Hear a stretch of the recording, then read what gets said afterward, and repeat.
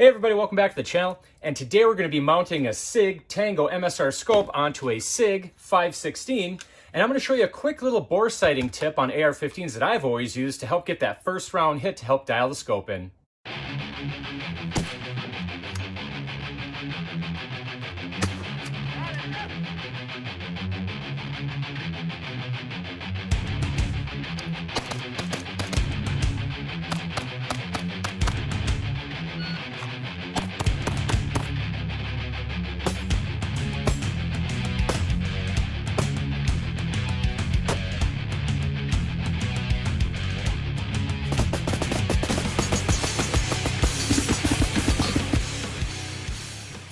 Got you over here by the vise here because we're going to want to make the rifle sturdy.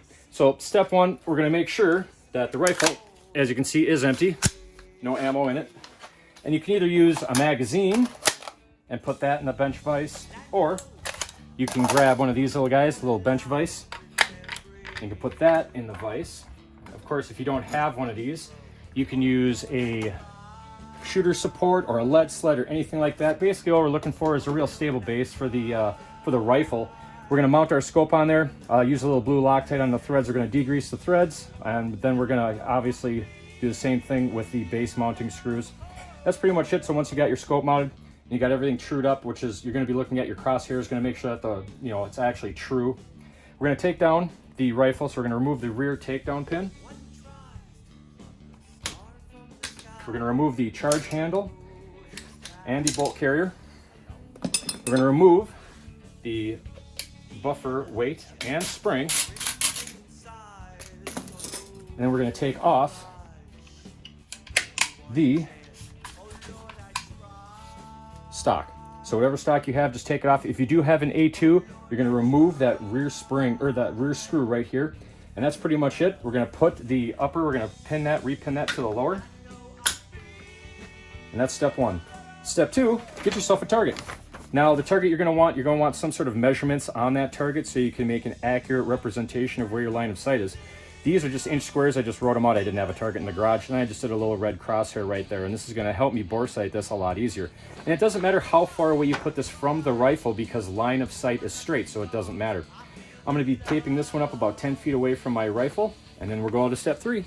Okay, step three. You're going to grab yourself a ruler, a scale, a tape measure, anything that you can use as a measuring device.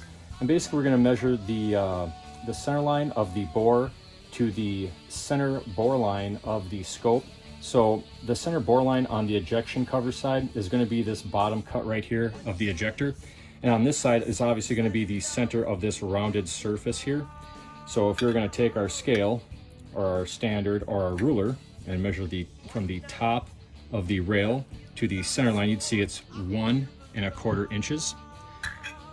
So next thing you're going to do is you're going to go right here, right between where your upper ring and lower ring meet. That'll be the center of your scope. And we're going to measure down all the way to the center bore line. And you can see here, it's 2 3/4 inches. And the interesting part about that is like I said, the center line from the center of the bore to the top of the rail was 1 1/4 inches. You can see right here on this mount, it's actually stating that the mount is a 1 1/2 inch mount, 1.535. So 2 3/4 is the measurement that we're looking for, and that just verifies that. All right, on to step four. I'm gonna put this little mount here on the scope so I can grab the camera off the mount that it's on now and give you an actual view of what I'm seeing here on the scope.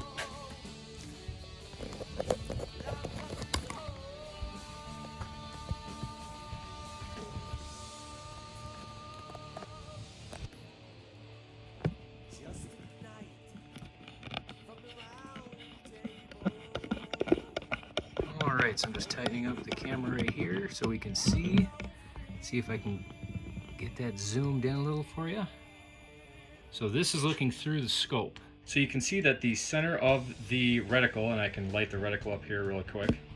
You can see that the center dot of the reticle is on the center red X on that target that I had made. Now if you look down on the lower left hand of the T's. So we got the first T, second T, third T, fourth T, the upper left area quadrant of that square inch. You'll see a little blue square. I'll give you a second to find that blue square. Basically, you just look south or down of the reticle right on the bottom, almost the bottom of the ring that you can see. There's a little blue square right there. So I'm going to take you out of this mount really quick.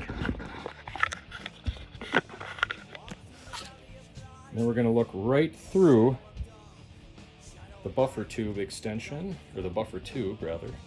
See if I can get the camera lined up there. Right, so we're looking down the buffer tube, through the barrel, down the bore obviously. You can see that little tiny blue piece of tape that I put on that target that I mentioned before.